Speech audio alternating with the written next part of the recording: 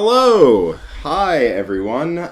So this video was originally, Why X1 Nova? Yeah, so... Then there were like 8 Eldar players in the top 10? Yeah, we decided to scrap that. Nobody wants to know why. Why Eldar keeps winning, it's a mystery. We're not doing a video on it. Who knows? They're broken. Yeah, they're That's the answer. Busted. They have like a 70+% win rate. Event win rate. Event win rate. Sorry. It's insane.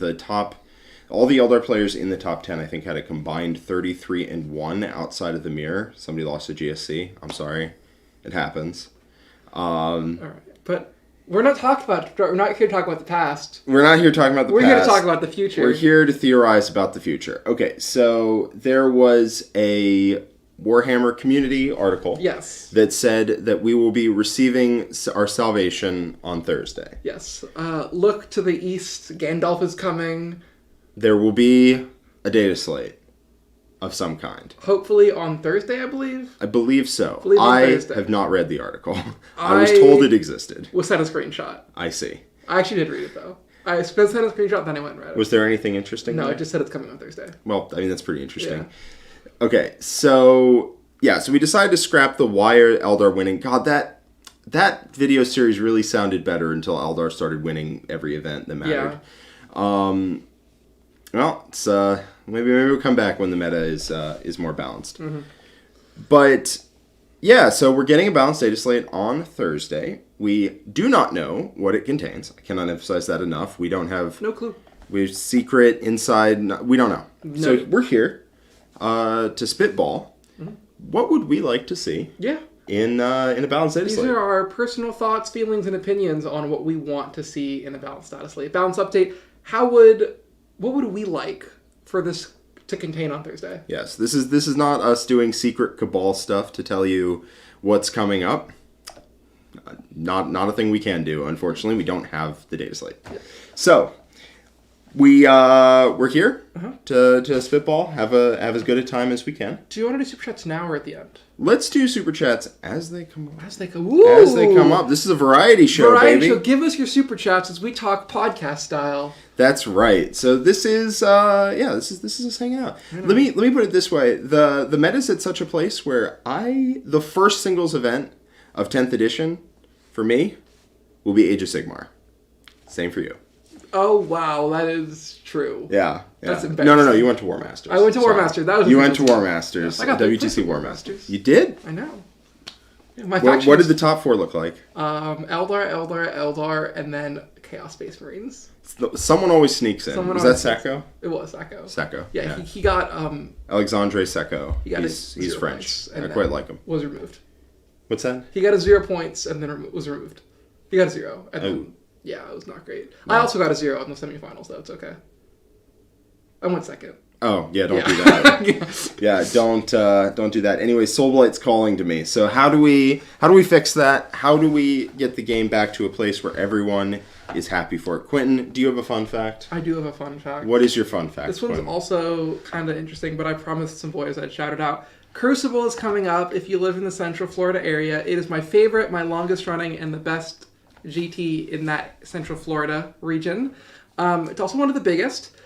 Tickets are on sale now. I'll be there. I think basically everyone. Yeah, we are not affiliated with Crucible outside of just being friends with the people that have gone for. I think John has won it for forever. Yeah. So we're not sponsored by them or anything. We just like them, and we're gonna all be there. So it's gonna be fun. Yeah. For a bonus actual fun fact, the biggest check ever written was like $7.5 billion between a bank in Japan and Morgan Stanley. And that came up on the car ride here. Yeah. When Quinton was like, what they need to do is they need to write a $7.5 billion check. Just like make it work and go away. I was talking about the Eldar problem and how it's severe. It's a bit severe. Yeah. So before we get into it, I just want to say one thing. Yes. And that one thing is that in every game ever on the face of the planet, people overestimate, including myself, the impact that nerfs have on a particular, character in a video game or unit or army. Yes. Right? People overestimate how much the nerfs are. Gets minorly nerfed, it goes from S to B tier. In reality, no, it doesn't.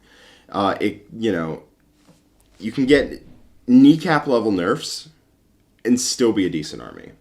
Eldar is at the point right now where you could cut its head off. And its twitching corpse. Its twitching corpse would be an A-tier army. Would be an A-tier army. So there's going to be an urge, if they do their job right on the balanced Dataslate, and I have every faith and confidence that they will, there will be a lot of players out there who are like, this is overboard. This is too much, and they should not have done this. I really don't think that's... Basically consider 9th edition Harlequins. Yeah. From where they started to where they ended. And where they ended up was fine. Better than where people... Because I played them after all of the nerfs. Yeah, they were like a viable faction after all of the nerfs. They were. I played them to the Streamhouse RTT here. Yeah. And I mean, I lost to Chaos Knights twice because that matchup is unwinnable. Yeah. But I beat everything else. I beat Nick. I beat Siegs. I beat Cass. I beat everyone else I came up against. Yep. With the army. The army was still great. Yeah. And it got nerfed beyond the ground. Yeah. You lost fundamental mechanics. Your units got gigantic points increases. You got -1 invuln safe across the board. Yeah. The relics and abilities got changed, and it was still fine. Like, that's the level of nerf we're looking at. But I hope we're honest. Yeah, we're looking at about that same level of nerf. Yeah. Yeah. So with that being said, we do have some super chats. We do have some super chats. Okay. Let's get into them before we analyze the problem. Yes. All right. Zweischnied with a or something. 5-year super chat. How could it make the Sword and Board Wraith Knight competitively viable? Don't change it at all. It is fine right now. Make it cheaper. Honestly, than the So two-gun one. what I think they need to do is they need to split the Wraith Knight into 2 data sheets. I know they don't want to do this, but like the Gun Wraith Knight and the Sword and Board Wraith Knight are fundamentally different units. Yes. They just are. Yeah.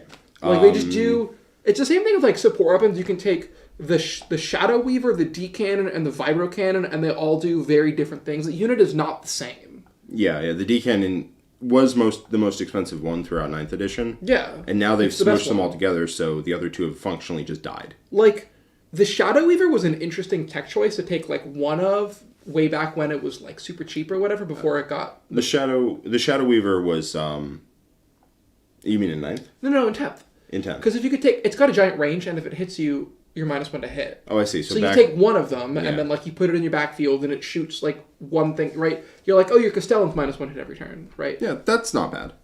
That's not bad, yeah. But you could have a D-cannon. So, yeah. You know. So I think that like if you make the Sword and Board Wraith Knight like 425, right? It's got like a star cannon. Yeah. It hits okay in combat. It's durable. Walks at you. It's durable. It's fine. Things can still kill it. Yeah, it's fine. Yeah. It does not yeet your army into the sun. Yeah, they Age of Sigmar solved this with... I mean, it's not my preferred way of solving it, but they did. Mm-hmm. And the way they did it was every unit would have like 3 different data sheets. Yeah, you'd have like... Annihilators with Meteoric Grand Hammers, or Annihilators regular flavor. The Kurnoth Hunters, you can take the bows, the scythes, and the swords are all different data sheets. Yeah, because they just recognize they're not the same unit. Unfortunately, 40k is just not doing that. Usually the armies are much bigger. So, like, Space Marines, they kind of did that, and now Space Marines have, like, 150 data sheets, right? Because you have, like, 12 captains. Yeah. The easier way to fix it would just be you price different weapons differently. This is the meme of the conference room where everyone suggests an option, and then we get to you, and you get thrown out the window. I know. I honestly, okay, I have a confession to make. I'm starting to really like the non-granular points for some things. I think it's totally fine that, like, every sergeant has a cool pistol or whatever. I think it's fun, right? Yeah. But I think stuff like which main turret your battle tank has, where it defines, they're different defining things. Either every option needs to be equivalent, or they need to cost different points values. And the Wraith Knight's a prime example of that, where, like, the Sword and Board and the heavy D-cannons are just different units. Yeah, the heavy D-cannons are just playing a completely different game. Heavy Wraith cannons, sorry. The heavy Wraith cannons, yeah. They're just playing a completely different game to the Sword and Board one. All right, we have some more super chats up there. So we've got here's horse, there's horse, everywhere's horse. I hear Sanguinary Guard are going down to 42 points per model. Hey, watch man, it, you. every- Watch it, you. There was a time If they go down at all, I'm gonna be so happy. it'd be nice. Okay. I don't hold out faith. They were good once, so they must good. die now. This is your fault, Jack. Zlack Onion with a $5 super Yeah, chat. I guess so. What if Admech got to choose which turn they drop the radiation and can do it in No Man's Land? I honestly think they get to pick. Their ability could go off every turn and it would be fine. I straight up don't know what Admech do from the top, So and I don't think that's going to come back. Here's their ability. At the start of the battle rounds, your opponent picks for each army. So start of battle rounds 1, they pick for each model in each unit in the army. Either they are automatically battle shocked, or they take D3 mortal wounds. Ah, yes, I remember And this. then for every successive battle rounds, on a 3-up, for each unit in their deployment zone, they take 1 mortal wound. I remember this. It's being battle shocked on turn garbage. 1. It's So useless. good. It could be both. I don't know why they get to choose. I was saying that it should be every turn that should happen. Right? You should pick D3 mortals guaranteed or battle shock every turn. Yeah. And that'd be fine. I think... I don't love that rule. I mean, that rule's stupid. It's just not well written. It's not well written. I mean, it's fine for what it's going for. Yeah. I don't love the idea of you just get a free blanket bombing of your opponent's deployment zone every turn. That sounds really annoying. Yeah. But also, I'm not going to say it should get nerfed or anything because, Jesus Christ, that rule sucks. Yeah. I want their units to get better first. Yeah. I think Admech are one of those things where... Are they getting a detachment soon? I have no idea. They released, like, the next year or whatever a while ago, and I can't remember if I don't think it's on the calendar, but I don't know. They released, like, the next 6 codexes or something. I know Dark Angels is in there. I know Orcs is in there. I think Tau is in there. Space Marines, Booyak Shah. Nids. There's some other ones. I think there's, like, 1. Whatever. Yeah. Okay. I think... Yeah, Admech needs to they need something else in their detachment. I personally, by the way, am sad about power level because every time I write an army and it's either under by 30 or over by 20, I also think they miserable. should bring back. They should move the Triumph into 40k because I really like that in Age of Sigmar. Yeah, Age of Sigmar. If you don't know, Age of Sigmar has a mechanic where if your army has fewer points than your opponents, because Age of Sigmar is even less granular on the points than 40k is. Yes. If that's possible.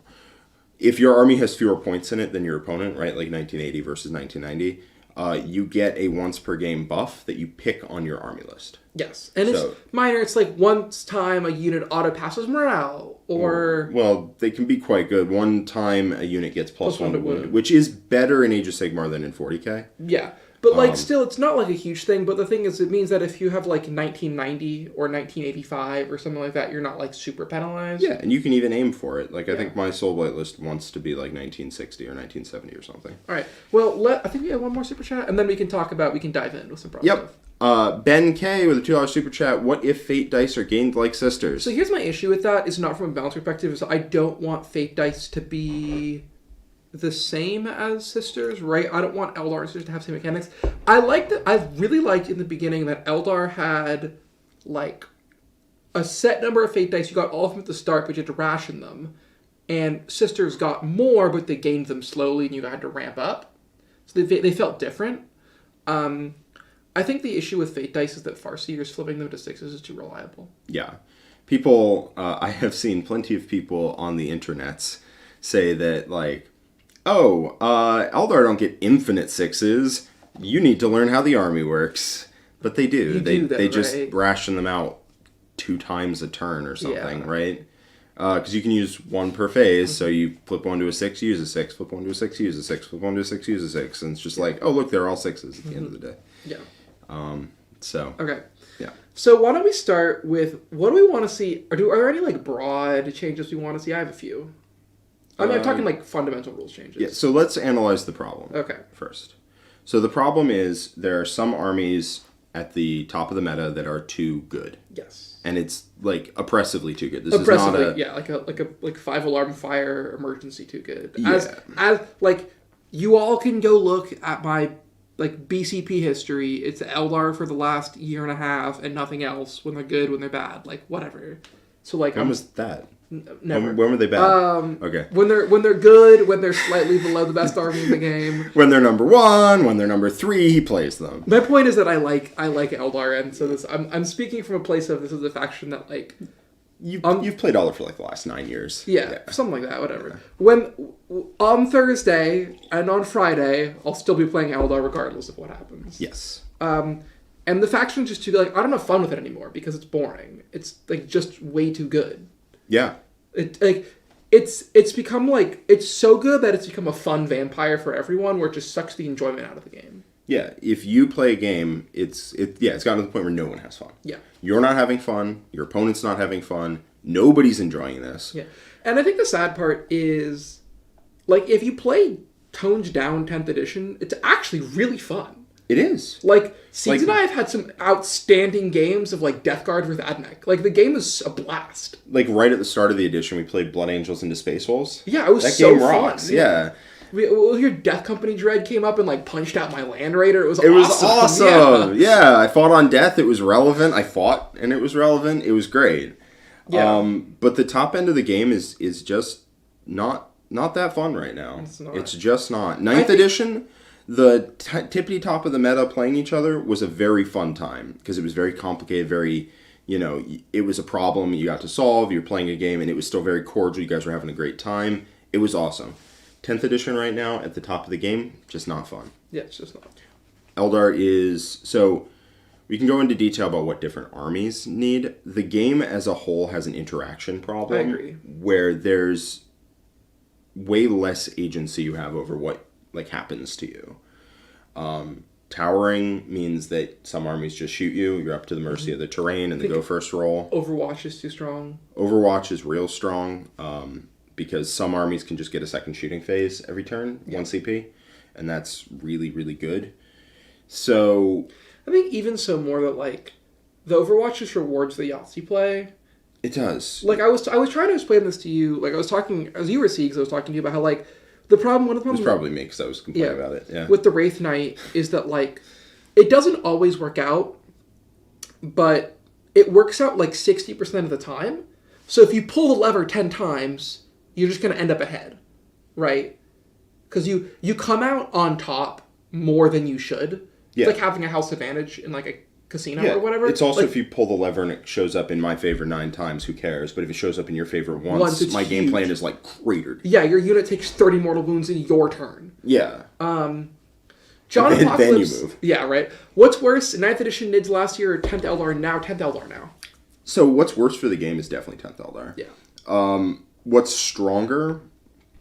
It's hard to say. 10th Eldar is so much head and shoulders above like 95% of the meta that it's hard to evaluate. Because Eldar is better than its competition over NIDS better than its competition at the time. Which means that Eldar just demolishes everyone. NIDS could conceivably lose to like Tau and like Unnerved Hail. Actually, no, it'd be Unnerved Hail. It would destroy Tau. What am I talking about? It would destroy Tau. I played that game. Okay, fine. Whatever. If you want to know, Tower Strength 8. Oh, right. Tyranids were Toughness 8 with a -1 Strength aura. It was rough, bro. Also, you took 30 mortal wounds every turn. Mm-hmm. I played the game. It was bad. So I still think 10th Eldar. I think 10th Eldar, yeah. Okay. I don't think 10th Eldar is the most broken army that 40k's seen in the modern era, which is like 8th forward. I think it is. Compared to the competition, what is? I mean, you're talking. Breviathan was complete cancer. No, I think it's better than Breviathan. You think so? I think it's better than Breviathan. I definitely think it loses to Breviathan if that is. No, I don't think it does. The Wraith Knight shoots it and does like 2 damage. You don't shoot the Breviathan. You shoot everything else around it. Yeah. Whatever. Okay. I mean, 10th Eldar is probably. Yeah, you kill every intercessor on the table. Phantasm. Yeah. Okay. But I feel like that's a bit reductive because it doesn't matter. 10th Eldar is destroying the game. If we did 10th Eldar versus Breviathan, whatever. Yeah. Shell with the $5 super chat. What is one thing you want to see buffed? Can be from any faction, any unit, just something you really wish was good. Plague Marines. I wish Plague Marines were better. Sangard, give me my Sangard back, please, now. I don't care who I have to threaten. Yeah. All right. Okay. So the game as a whole, at the top end, is not interactive and not very fun. Mm-hmm. At the mid-levels, super fun. Actually, like a totally fine. I like 10th edition quite a bit, actually. But when Eldar or GSC or a couple other armies, but those are the real feel bads of the meta, are stepping on your face, it sucks. And then also, so now let's talk Eldar. Okay. So go off, King. Do we want to start with Eldar, or do we want to start with like broad changes? So yeah, we can start with broad changes. So I personally think that Overwatch needs to go to at the end of a move. Or like 12-inch range or something. You shouldn't be able to like park something in the middle and be like, nobody move. Yeah, right? The restriction on the movement is a pain. Anthony called it 2 for flinching. Yeah, it's exactly what it feels like. Your unit twitches and Armon's Squad of Flamers just vaporizes them. Because what it means is like, it is functionally 1 CP shoot twice on a lot of units. Yeah, and that's a broken stratagem. Yeah. Or even like, how many times has someone been like, well, I guess I'm going to Overwatch, whoops, my melted gun hit, your tank's dead now. Yeah, and there's also no way around it, right? Like, if your unit stands still and then charges, you still get Overwatched. Yeah. If your unit stands still, doesn't move, doesn't do anything, well, I burned my CP, but you also lost a unit that turn. Yeah, not doing anything. Right, you just, and also, there's a lot of factions, like stuff like Drukhari, right? Where you have these fragile melee units that previously you could get around Overwatch by like charging something into combat first, or like charging from behind a wall, and now you just can't do that in a lot of cases. Yeah, but the flash kits will get you. Well, yeah, because you're like, I'm gonna move out here, oh, I'm dead. Yep. Okay, cool. Yeah, there's very little ways to avoid Overwatch. I personally think Overwatch should go to 12-inch range. Yeah. Yeah. I think Overwatch going to 12 range would help it tremendously, because then it becomes not this like, I'm gonna shoot you from across the board opportunistically, to like, you're up next to me, I'm gonna shoot Overwatch at you, right? Yeah. I think that would help Overwatch a lot. Yeah. It also helped change the disparity between shooting and combat armies. Yes, because you don't just get mollywopped for stepping into the open. Yeah. The Wraith Knight Overwatches are it's just oppressive. I fired Overwatch with the Wraith Knight literally every time I could. Yeah. Like, even if I didn't have guide up, because like, I'm like, whoops, I rolled a 6 to hit, you're dead now. Yeah. Right? Oops. Kills 20 neophytes in Overwatch without blinking. Okay. Yeah, sure. Love that. Yeah. Whee! All right. Speaking of which. So I think the other thing I want to change is towering. Yeah. I think towering both ways, it creates this game dynamic where knights or wraith knights or whatever are like, I can see everything and I'm going to table you. But on the contrast, if you have like a bunch of anti-tank and you can just shoot them, the knights player's like, well, I guess I lost, you're going first. I think the towering rule should just be deleted, or it should change to, I've seen it like batted around. Yeah, a lot of people have suggested. Where towering works like old towing in. Yeah, right. Yeah, you were telling me about that. I think that'd be totally great. A lot of people have suggested that you just tow in with towering, and I think that's a great change. I think that's a great change. Or just say the rule does nothing. It's for fluff reasons entirely, and that's... Yeah. And then, because that means while knight players don't get to shoot you off the table, they also don't get shot off the table. So stuff like Big Knight doesn't just die turn 1 if you go second. Yeah. It means a lot of the philosophy of 10th edition has been about reducing movement and forcing interaction in the center. And that this would encourage that as well, because you get rid of the last bastion. And then the last thing I would change personally, if I had a magic wand, is I want to see indirect go back to how they hit it in 9th edition. I think they hit the nail on the head with -1 ballistic skill, +1 save, and made indirect feel like sort of good, but would rarely table you. Yeah, indirect right now is very much... It's the same thing as towering, right? It just removes interactivity, and you just get to hit your opponent. And indirect now has the ability to actually kill real units. Yeah, like Guard the Guard indirect castle. It will table you out of line of sight. It will just table you, and it will table you fast enough that if you don't do something about it, you're dead. Yeah. It depends. Some armies have like mono toughness 8 plus or toughness 10 plus, and then it's fine. But armies that don't can get tabled very quickly, and it is not fun. I can't imagine having fun with a guard like 9 indirect tanks parked behind a hill with 9 sentinels running forward that just come back when they die, and you just shell them out of line of sight until they're dead. -1 ballistic skill +1 save would be huge. Would be help. You guys, they did it so awesome last time. I just want to see it again. It really feels like they wrote the rule for indirect before they fixed indirect in 9th. Yeah.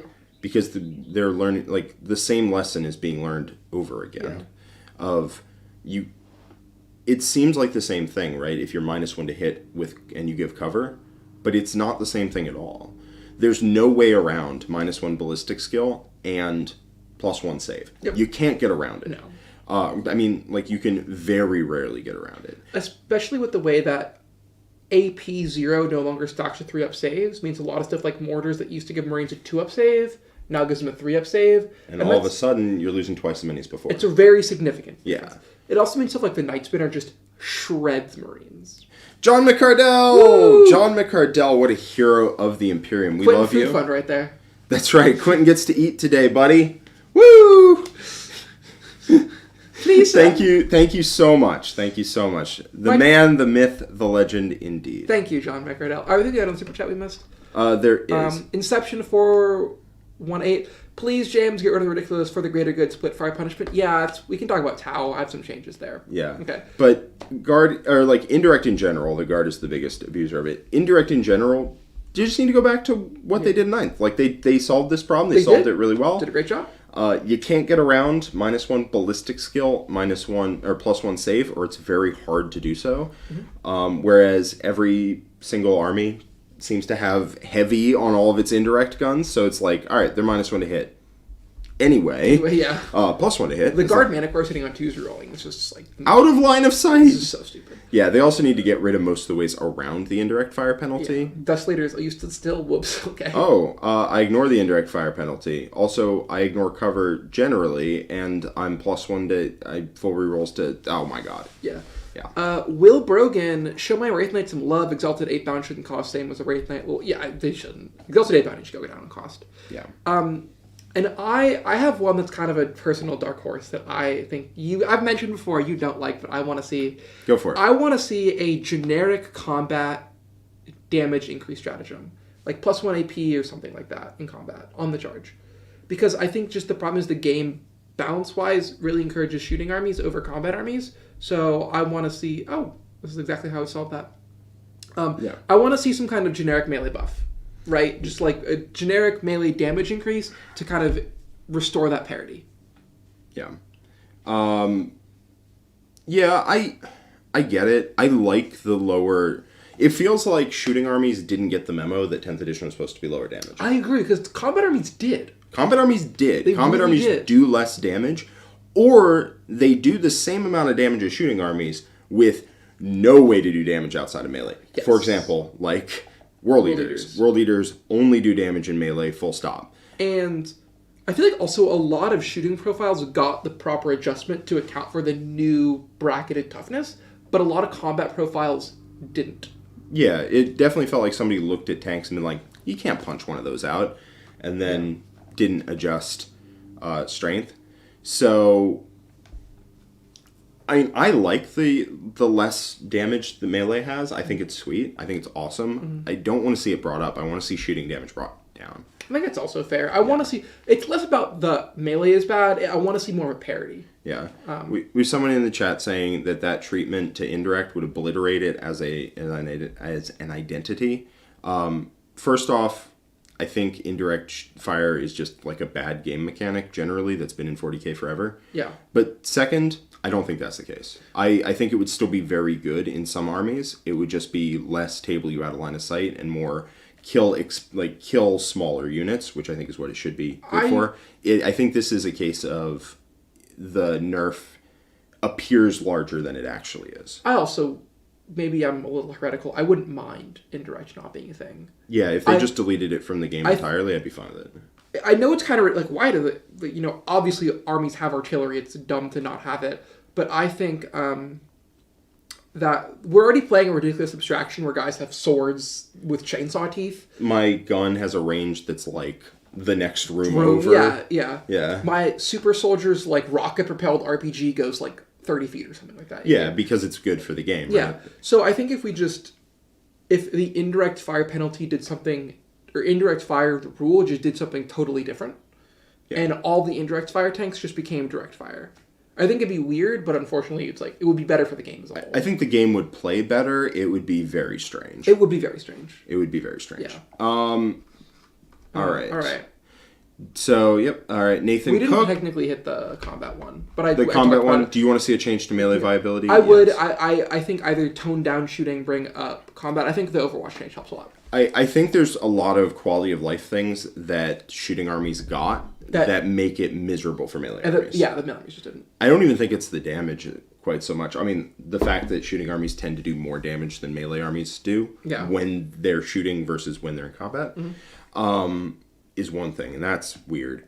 But the other part of it is that you have Overwatch, which is very hard to navigate around. You have the move stratagems at the, after your opponent moves, at the end of your opponent's movement phase. You have fire and fade strats, all sorts of things that make life really obnoxious. There's a bunch of other ones, I forget. There's just a lot of like move after stuff. There's the Space Marines have one, stuff like that. Yeah. There's a lot of things that just, and then finally at the end of all that, there's Custodes saying, no, stop. Speaking of which, Nathan Cook, how would you fix Custodes without destroying the faction? I love Custodes, but they need toning down, but I'm a bit afraid of the happy NHW. I think the biggest issue with Custodes is they win every melee fight full stop. Yeah, which means that they... Because you can't charge them. I think the fight first has to become like once a game or something. Yeah, something like that, right? Where you still get the ability to be like, you sure you want to come mess with me? Without just relying on tanking damage. Because you're going to be the second one fighting an awful amount of awful lot of the time. Rapid Ingress is a very good stratagem for melee armies. That was a good change. Yes. I think also, like if you just slapped like 5 points per model on Custodian Guard or something like that, like make them drop a couple dudes. Yeah, the fact you can easily get so north many. of like 35 dudes if you really try. It's just too many guys. It's just too many and they're guys. all slightly too durable and they hit slightly too hard. Yeah, I made a list that was like 40. That literally was like 41 dudes. Yeah, I think if you just add 5 points to Custodian Guard specifically, and you say fight first is once a game, fine. It becomes very fine. I think fight first shouldn't shut down every combat on the board. Yeah. I think it should shut down one combat one time. Yeah. And then I think that's still, Custodes are brutal into combat armies, but they're not, they get to hit you first when they charge you, and they get to hit you first when you charge them. So you just can't do it. So you just can't do anything, right? You're not as locked out of the game. You take your lumps, and then once you get through that, you actually can swing first on them. Yeah. Okay. Yeah. Potentially saying that you can only do the -1 damage strat once per turn or something. I don't know. I think there's messing with their stratagems or giving the shield captain a different ability or something like that. Give them the Grandmaster ability. I don't know. Yeah, something. Zlack Onion, member for 20 months. Will you sign my petition to lock Flash Gits points where they are for the edition? I live too far from Florida to have a pancake luncheon, but I'll mail you some flapjacks. I want Flash Gits to remain good. I like the Flash Gits. I love Flash Gits. I have some halfway built at my place. Yep. Yes, I will sign that, but this is going to be a Monkey Paw Curls sort of scenario where, 2 months in, they're going to be like, I think the general points of the game need to drop. And then Flash Gits you locked. Take 30, sorry, they're locked where they are. Oh. Yeah. But yes, I would love Flash Gits to stay good forever. All right. Artorias Rex, how do we fix Leagues of Votann? +1 ballistic skill army wide. I think they just need a codex where they have rules. Yeah, they're in the Death Guard issue where they just don't have rules. They need to be cheaper as well because some of their stuff is just... They just need to do more damage. Yeah. They need to do more anything. Well, they need to do something. Because you can make their army dirt cheap, which is what it should be because the units don't do that much. Yeah. But then that doesn't feel like... That doesn't reflect the armies. I think broadly right now... we can break the armies into 3 buckets, very broadly speaking, which is does too much, does about the right amount of things, doesn't do anything. Yeah. Right?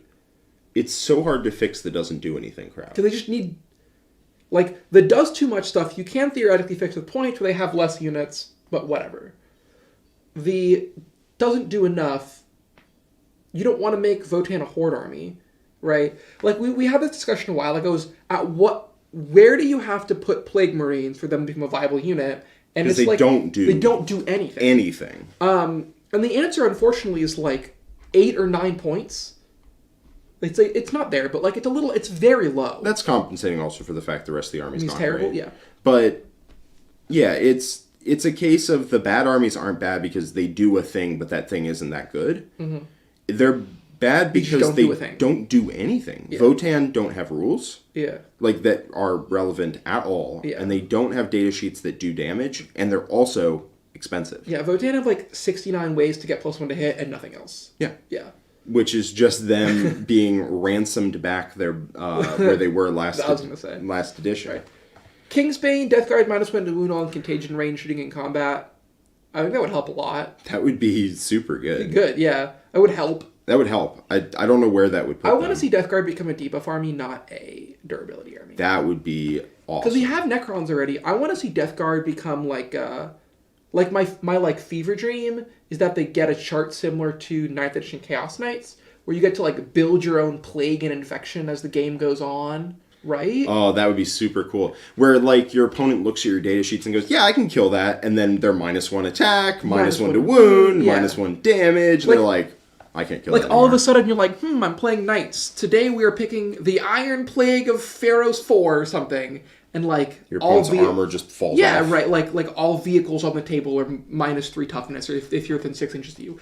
And then you could be like, oh, it's all guardsmen? Okay, now we're on the whooping cough of 46. Where, like, they take mortal wounds on a 5-up. Yeah, for every guy in the squad. Like, you roll a d6, and every 6 they take a mortal. Like, being able to, like, customize your, like, infection would be super cool. That would be the coolest thing I've ever seen. Wouldn't it be? That would be so cool. But then you don't have to make Death Guard this, like, slow, durable army that trudges at you. You could make them about, like, they have all these crazy infections and debuffs going on, where, like, they're a lot more than the sum of their parts. Yeah. And then, like, the characters could, like, give you extra infections or make your ranges bigger. Because, again, they are one of the armies that doesn't do a single thing. Their damage is terrible, their durability is bad. And their army rules don't rely on you doing the most ridiculous stuff. Yeah. Like, you have to sticky an objective and then have your opponent... Hold it for a full turn. Hold it for a full turn, and then have your opponent on that objective. And you get, like, exploding 5s. Without them taking it away from you. Without them taking it away. They have to be on the objective, not have taken it away, and you have to have stickied it the previous turn. Then you actually get a good roll. Yeah. Which is, I feel like, worse than just not having any good rules, because it gives you hope. And you just shouldn't have hope. Because rules, if you get them, are actually quite good. Yeah, you just get them if Saturn is ascendant and it's a Tuesday and your name is Jim. Yeah. You know, like, your opponent has a really nice beard. Like, that's what happens with Death Guard. That's the only time you get a rule that does anything. All right, Akil, what do you think about OC0 not scoring objectives? I think it's fine. I kind of like what they do. It gives them a purpose, but it makes them less good than they used to be. Yeah, I totally think it's fine. Yeah. Okay. Joe Robertson, hoping the Krons avoid the Nerf hammer this data slate. I hope they don't. They're gonna become a problem, I think, if they don't get nerfed. Yeah, they are. So here's the dilemma that we're gonna end up in if they don't nerf Necrons at all. Is that 20 warriors will become invincible. Yes. The top end of the meta right now is what does most of the damage. And if you don't have that keeping Necrons in check, legitimately, you can just... Like, there was a period in 9th edition where you could Necrons just go bleh, and your opponent couldn't like, deal with it or anything. Things were too cheap, they were too durable, and your secondaries were too free. Yeah. And we don't want to hit that point. Nobody wants to hit that point, because that army, by the way, not that fun to play either. I mean, unless you're a 6 sadist, which I might be. Yeah. But the 6 sadist part is you just watch your opponent beat on 20 warriors for the entire game without net killing a single one. Yeah. And there's a lot of armies out there that can't deal with that. Because Necron warriors heal too much, and the energy required to kill 20 plus 2 Crypto Thralls is more than most armies can bear. Yes. Or it's more than most armies can do reliably. Yes. Which, I mean, I get we're in the design space of, like, if your opponent can kill 20 warriors reliably, then your army sucks. But I don't think that's necessarily the case. You just need to try to not expose your unit to, I don't know. It's not the most interesting design space there. But I do think Krons need to get a little bit of a nerf. Yeah. Just to avoid the downstream effects of nerfing the damaging armies. Mm-hmm. They need to not just be able to brain dead, like, 40 warriors go to the Yeah. top. Yeah. Jack Canix, I hope they change Red Cohort. That rule's awful. Yeah, we talked about it earlier. It's garbage. Yeah, it's not great. It needs to be something else entirely. Okay. All right, so we've got Sark with 20 Danish krona. Petition to save the Harlequins. Yes, please. I have a Harlequin army. Something. It does not appreciate where it's at right now. Somehow. The Eldar Codex can get... Eldar Index can get dumpstered. I would like Harlequins to get something. Yeah. Gary Hewitt, £2 super chat. I would change to Mortal Wound. Make changes to Mortal Wounds to not cascade across a unit, and changes to make any reroll or fate dice-esque effects count as modified, and not proc dev wounds. All right, let's talk about Eldar changes. Okay, that is a perfect. Thank you so segue. much, Gary. Thank you for your first super chat. We really appreciate that here. That is a perfect segue to actually doing what this video is about, although this has been fun. This has been fun. Let's talk about some Eldar. Okay. So, Eldar are a faction that, as much as it pains me to say it, needs dramatic, immediate, and sweeping changes to almost every unit in the book. And I'm going to start by saying this. There are some units in this index that are not great or bad. Stuff like Harlequin troops and the Shadow Seer and Howling Banshees come to mind. They're not awesome, but like they could use some help. I don't think this is the place to deal with those kind of things. I don't want another Thick City situation where the Drukhari got nerfed, but another obnoxious build type comes up. Yeah, so the if you weren't a part of the game competitively about probably a year ago? Year and a half. Year and a half, yeah. 2 years ago, actually, probably.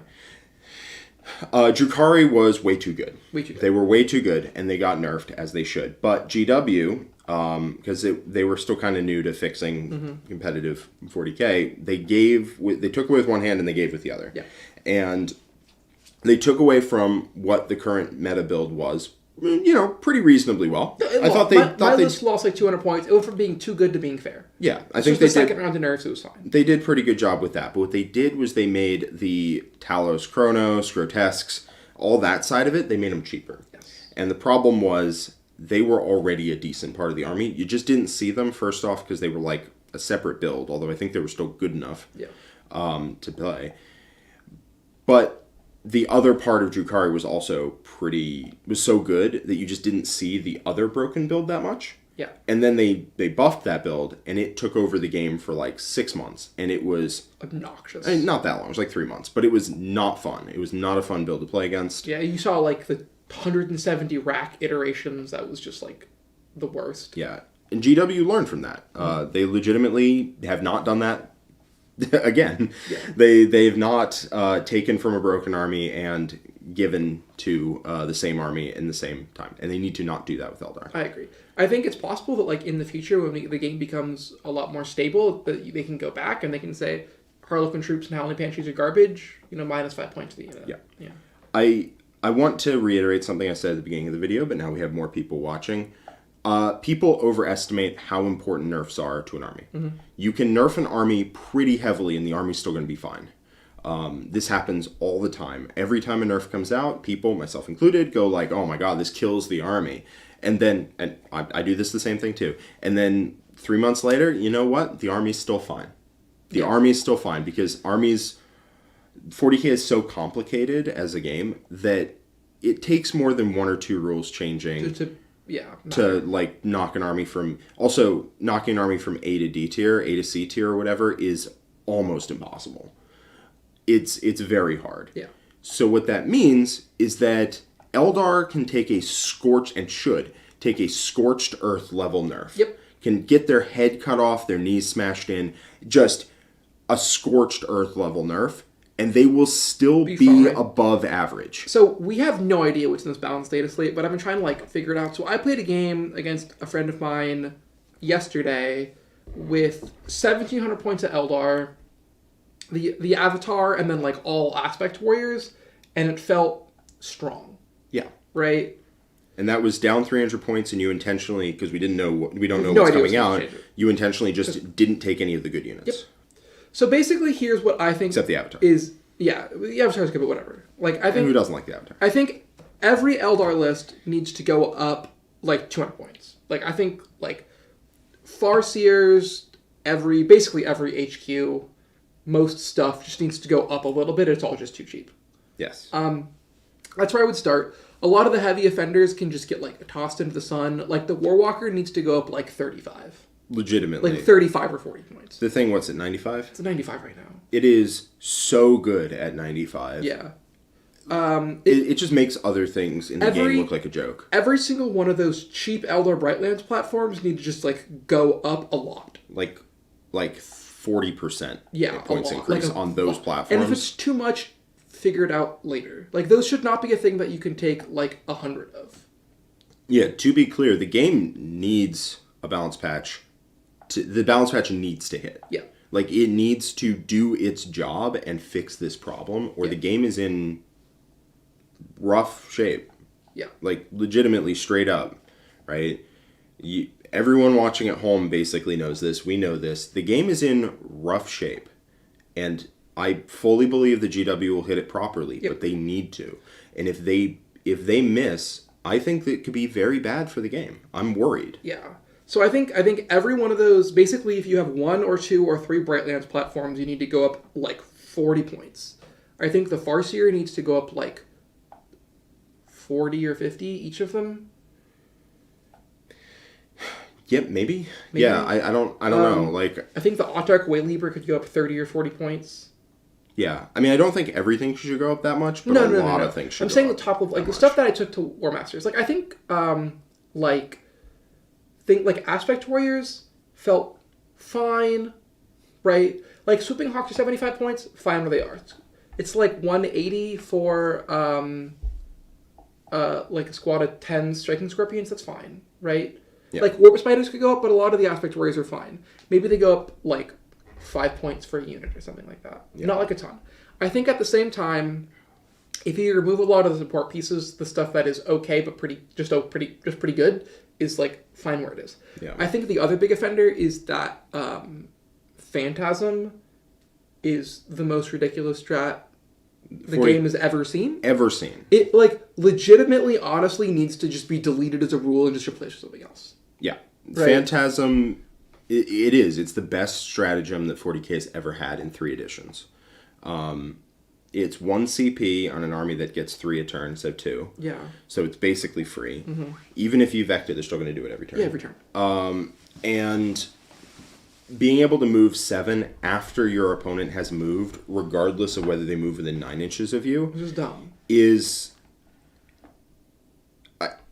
I cannot emphasize the level of stupid that is. Like, the problem is it's got like 3 levels of stupid. The first level of stupid is the obvious stuff.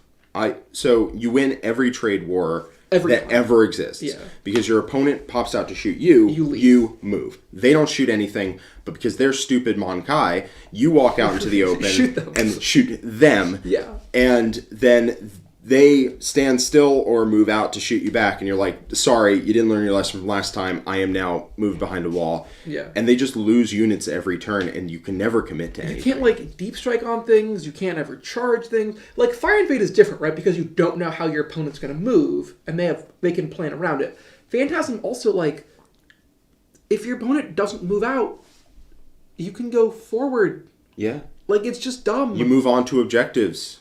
They didn't see coming, like... Okay, I had a game the other day where my opponent advanced a unit into the center to get area denial. And then he lined up a whole bunch of guns within range of my Autarch Wayleaper. And I was like, okay, well, I'm going to Phantasm to the side so none of your guns can shoot me. Be 1.1 inch away from this unit that advanced, so can't do anything, and now you don't get area denial. Yeah. Because he had expected me to go back behind the wall. Yeah. But I'm a one-off, so whatever. But... I think the thing to emphasize is that Phantasm, at the first couple times you use it, is pretty skill testing. Yes. It is, for both players, right? Mm-hmm. Do you see the Phantasm line? Do they see how to prevent the Phantasm line? Whatever. At a certain point, I've played into Eldar a lot. My game plan for WTC was, never ended up happening, but would be that I needed to be able to play into Eldar with my army. So I got a lot of practice games in Eldar. I don't mess up playing around Phantasm. You still can't play around it, though. There's a certain level of you can't play around it. So I honestly think Phantasm should just be like, okay, either it needs to be like used at the start of your opponent's movement phase, or just be a different stratagem. Yeah. Like, just different strat. The reason you can't play around Phantasm is because they get to, after you have committed, they get to choose what they're going to do. Yep. Which means that they have like 17 different options every turn about what they're going to do with Phantasm. They wait and see what you do. You play around it as best you can, and then they pick the one that screws you the most. Yep.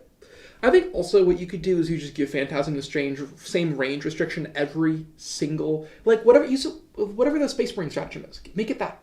Yeah. Right? If you get within 9, you move D6. It's still a great ability. Still really good. Right? It's obnoxious in Space Marines. So annoying. But, yeah, it wouldn't be... You always move 7, so you have perfect information, and you do it after your opponent moves, no matter the range restriction, they can't stop you. Yeah. After they've committed, you get... It's also... Once you've played with it a couple times, it is like the least skill testing thing possible. I messed up, you see an opening, no, it's not there anymore, I'm sorry. Yep. Yeah. Like, Eldar is supposedly this, like, super fast, super mobile army, but if you mess up, you'll lose the game. Yep. And it's just not the case. If you mess up, they spend 1 CP and fix it. Or if your opponent messes up, you're like, oh man, that's a neat opening. Derp. You're dead. Like, all of your guns, your opponent has to calculate what if they move 7 extra inches. It's just it's not a well-written stratagem. It needs to be something fundamentally different, or it needs massive, massive restrictions. Yeah, I don't think there is... I think they could make it once per game, and it would still be really, really good. Yeah. I think it would be probably okay at once per game. But, like, I fundamentally think that the thing that Phantasm does should just not happen during a game. Yeah, I agree. Like, it should just not occur, which means that I don't want it to go to once per game. I want it to not go to 2 CP. Yeah. I don't want it to go to, someone mentioned, like, if you didn't use it last turn. I want it to not happen. Yeah. Which means it needs to be something different. Move D6 if they're within 9. Love it. Yeah. I think that's fine. I think that's a really good way of doing it. Yeah. Yeah, Zlack Onion mentions it. What if Phantasm only let you move D6? Yes.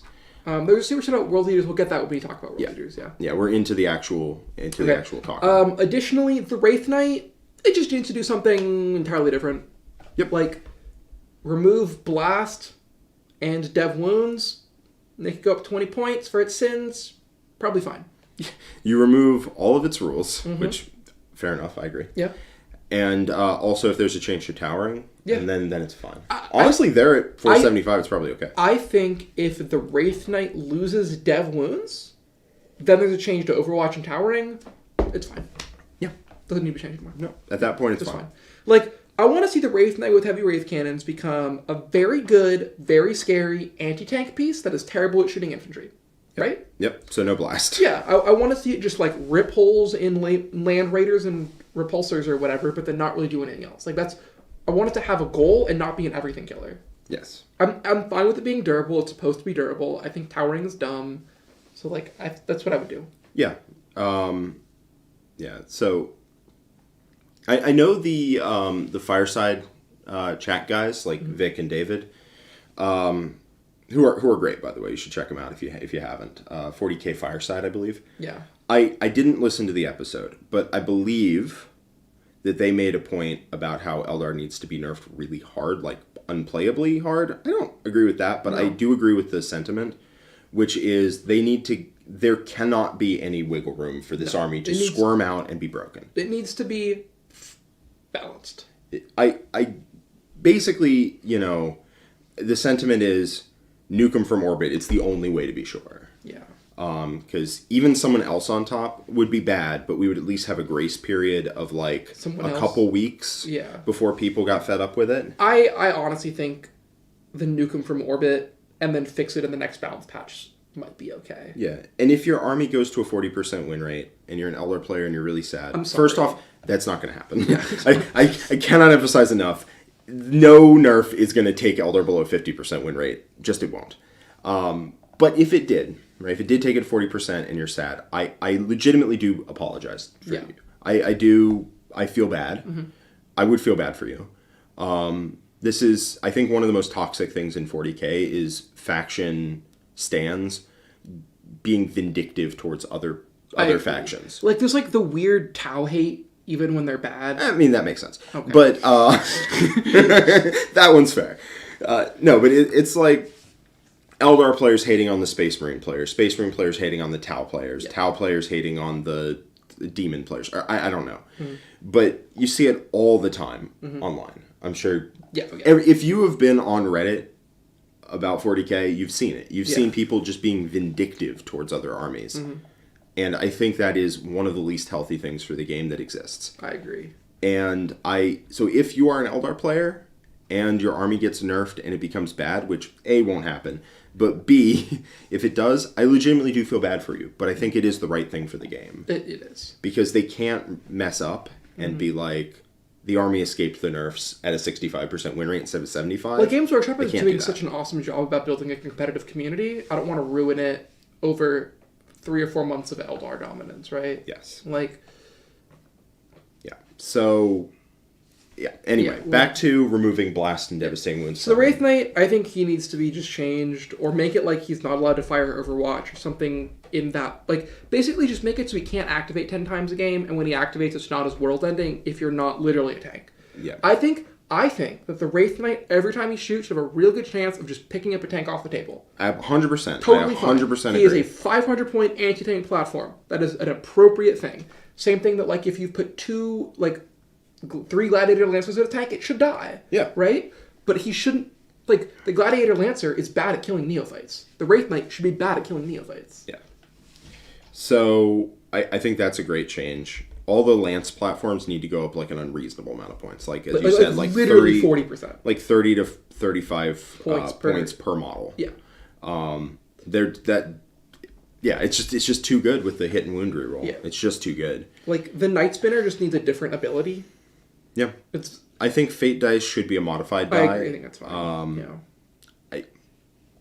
And Farseers should go up a lot. Yeah, or make Farseers flip once per battle round, not once per turn. And then they go up like 20. Yeah, that'd be fair. Yeah, something like that. I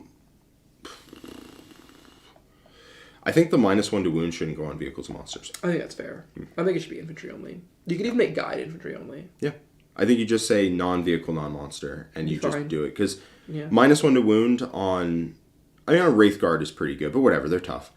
-1 to wound on a Wraith Knight, on the Avatar, on the Incarn is so stupid. The Incarn needs to go back to how she was last edition. Yes, she was restricted. The Incarn fastball is A, dumb, and B, there's literally nothing you need to play around it. So the Incarn fastball is your Wraith Knight or whatever shooting unit picks up the Incarn, or your indirect platforms even, picks up the Incarn and shoots an enemy unit and just throws it across the table. Do you know why I brought 2 Night Spinners to War Masters? So you could Incarn fastball turn 1. Because 2 Night Spinners kills 10 insert trash here, Grots, Guardsmen, Cultists, Neophytes, Acolytes, whatever it is, turn 1, the Incarn appears, she's fortuned and guided, and then like she just shoots something to death and charges and kills something else, and then there's this Fortune's T10 half damage 2/4 monstrosity with Fate Dice, like tagging 3 things in your backfield, and you're like, wow, I can't do anything about it. The game is over. The game is over now. Turn 1.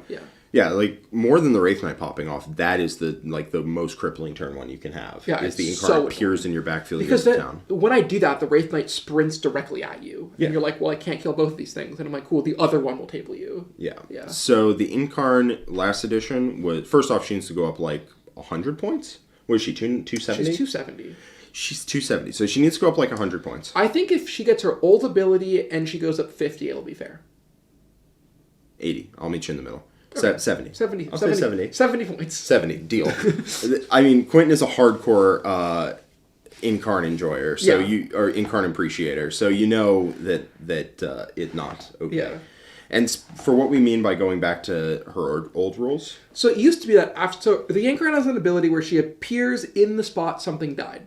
Yes. And it used to be she had a restriction where she couldn't charge. And it was fine, because you would have these big brain Incarn plays, which you use it to get her like into your backfield, or like you'd set up a unit so your opponent would charge you on their turn, then she'd appear in their turn, and then on your turn you could charge. Yes. Right? She shouldn't be able to teleport off characters too, I think. I think that's also fair. Attached characters. Because that's just stupid, right? You precision out a character and then get out of combat. I mean, like, I think the biggest thing is like, so it used to be like your opponent would have a chance to work around it, because they would be like, okay, well, I know you're going to Incarn here, so I'm going to kill 4 out of the 5 guys, and I'm going to leave you with one idiot who's not going to do a single thing. Yeah. Right? Or they'd have some cool play and they'd like block you out. Also, you can't block her out anymore. I think it's dumb. Anyway, the Incarn, all of the previous restrictions were removed, and so now she just appears and then charges you. There's also dumb things you can do where, like, you charge the Incarn into something you don't care about, and then on the other side of the board, you charge a melee unit into something else. Your melee unit kills the other thing, the Incarn appears, she counts the living charge, then she piles in and fights something else. Okay, yeah, that's pretty dumb. I didn't even know that. That's real strong. You can do it to, like, get her own Overwatch and stuff. It's dumb. Yeah. That is so stupid. Wow, that's pretty big brain, but that is very stupid. There's a whole bunch of really, or like you can heroic and stuff. It's really dumb.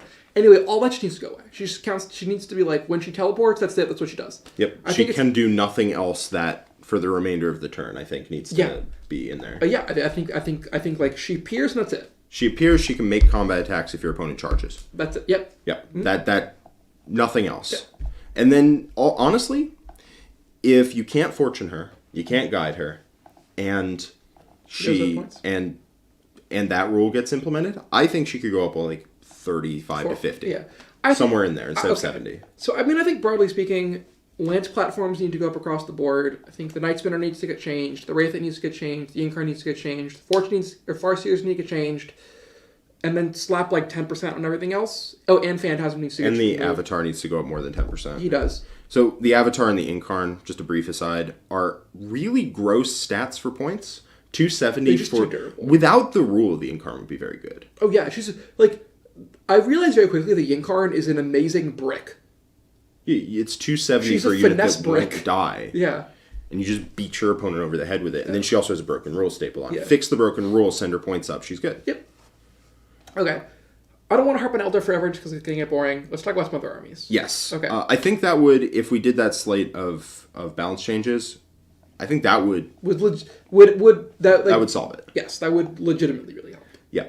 And we have full faith that Games Workshop is going to have a solution. Doubtful it's going to be the one that we have. I am excited to see what it is. Yep. Because there's multiple ways to I was about to say skin the cat, but that's weird. Yeah, to fix it. Like you could leave all the rules the same, but make the Incarn 500 points, and she's fine. Yeah. What are we? What do you think about GSC? Oh yeah, yes, please. Let me find the. Where is the GSC slideshow? Did Nick make one? Let's find out. I doubt it. He doesn't want us to talk about GSC. Oh no, there it is. Where is it? There it is. Okay. All right, we're capable YouTubists. Yes, YouTubists. Okay. GSC. Here is... I think GSC... I have a weird fix that I think would really help the faction.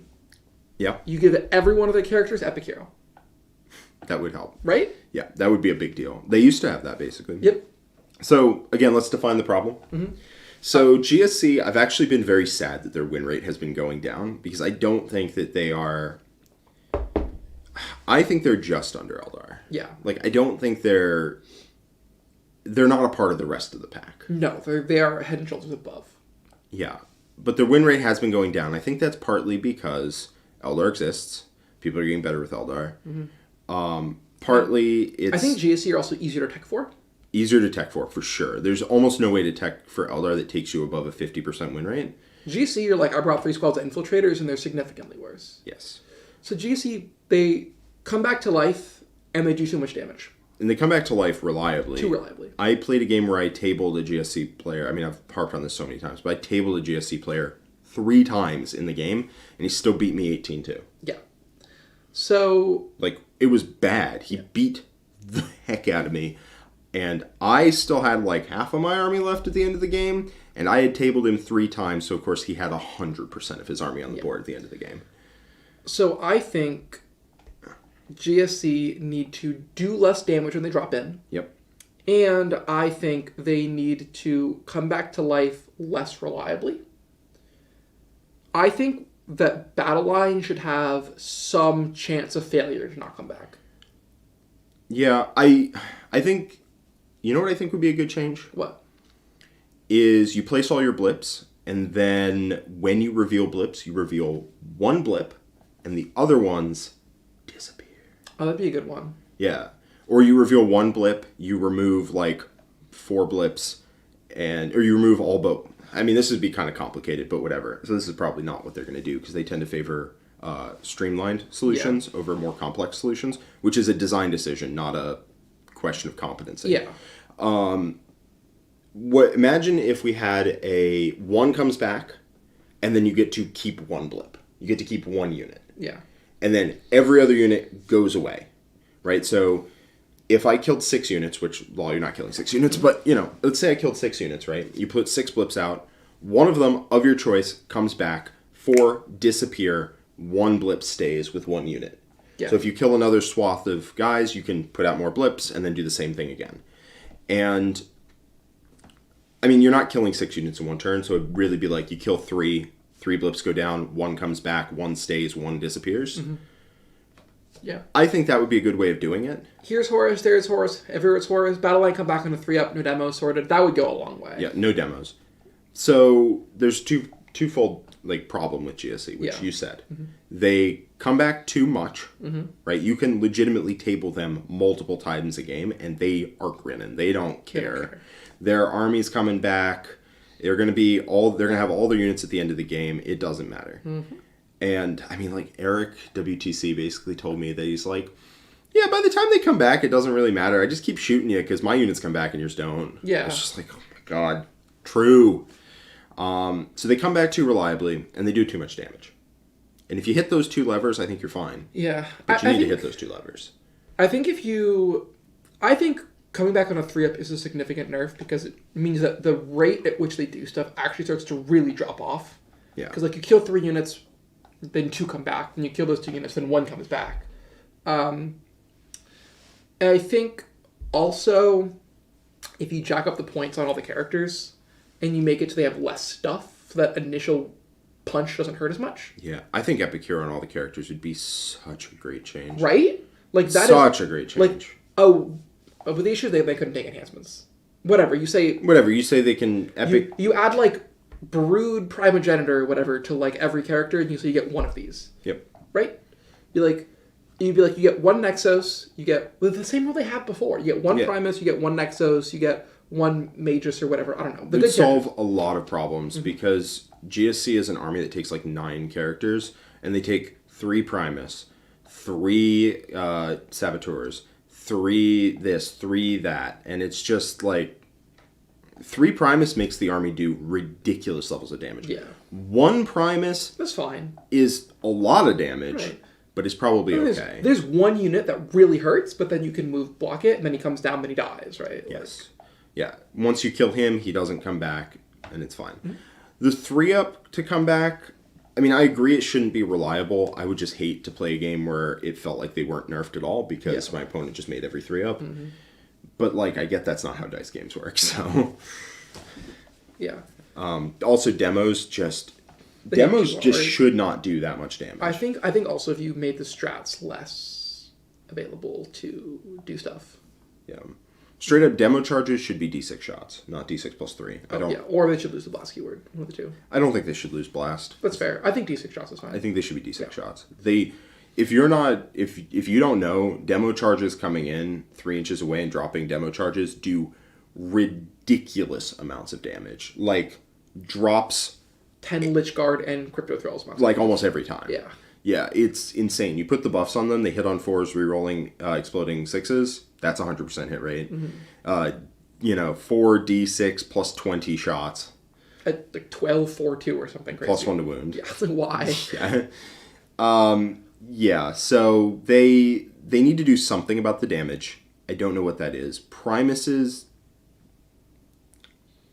I honestly don't know. Also, you could make Primuses plus 1 to hit or something. You could do that. You could make Primuses real 1s to hit. Yeah.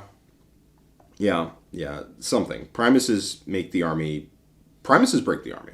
They do. Straight up. Yeah. Because the army's design is that it's supposed to come back over and over and over again. So you can't kill it all. But it doesn't do that much damage, but it scores secondaries very well, so you're wading through this incursion. That's awesome. The problem is Primuses plus sustained hits means that the army comes in and nukes you off the face of the planet. Yeah. And you could also change sustained hits and ignores cover. Be replace that with plus 1 to hit. Yeah. Yeah. I don't know. I think the Primus rule just shouldn't exist. It should straight up just be something else. I agree. Yeah. The reroll hits should just be like, I don't know. I wanted to do something relevant. Mm-hmm. But I just don't think the reroll hits layering shooting buffs on top of each other should exist. It's too dangerous for the game, I think.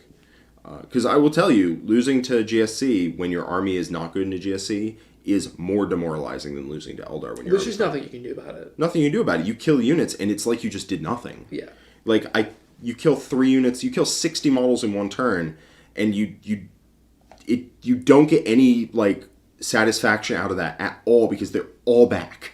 They're all back. They come back too fast too. They come back too fast. Yeah. Okay. So anyway, they need to address the damage and the recursion. Yeah, and any amount of that in GC you're probably fine. Yeah, but I do like bring one blood. I do think GSC need less of an orbit nuke than Eldar. They need a significant nerf, but not like Eldar need to be virus bombed. Yeah. Eldar are stronger across the board. Chat. So I'm going back up here. There's one from about World Eaters, which we can talk about with World Eaters.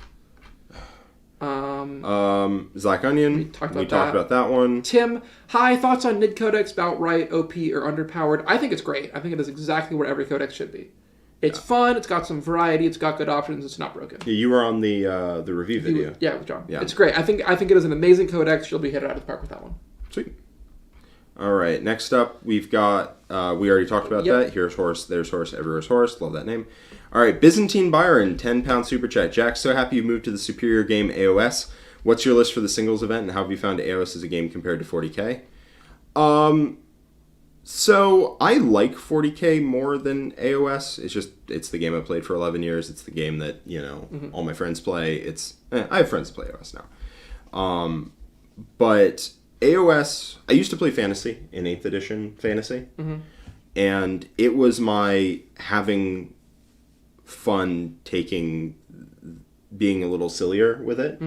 Like, if I wanted to get the enjoyment out of hardcore playing a game, I would play 40k. Yeah. But if I want to just take a step back and be loosey-goosey with it and just go to an RTT and run something silly, yeah. That was 8th edition Fantasy. And that's not... I mean, the game doesn't exist anymore, but that's where AOS is, basically. Yeah, it's a fun game. It's just fun. I'm just having a good time. We're going to an event on Saturday. Yeah. This coming Saturday. I'm playing Legion of Blood, probably. I can't imagine switching to Virkos. Playing Heartwood Sylvaneth? Yeah.